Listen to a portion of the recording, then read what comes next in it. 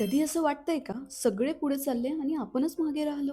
तर थांबा जरा, ही फिलिंग तुमच्या एकट्याची नाहीये. ही फिलिंग एक विकनेस पण नाही, ही सायकोलॉजी आहे. कारण आपला ब्रेन नेहमी सतत एक क्वेश्चन विचारतो, मी योग्य ठिकाणी आहे का? कारण ब्रेनला नेहमी प्रोग्रेस नाही तर सेफ्टी हवी असते. आणि हा सगळा प्रॉब्लेम सोशल मीडियामुळे वाढतो. आपण रोज बघते कोणी व्हायरल होते आणि कोणी सेटल होताना दिसत आणि कोणी त्याची ड्रीम लाईफ जगते असं वाटतं. आणि आपण आपली नॉर्मल लाईफ त्यांच्याशी कम्पेअर करायला लागतो त्यांच्या छोट्याशा हायलाईट रीलमुळे. तेव्हा आपल्या माइंडमध्ये एक डिस्टर्बिंग थॉट येतो, आय एम टू लेट. पण ट्रूथ काय आहे माहिती आहे?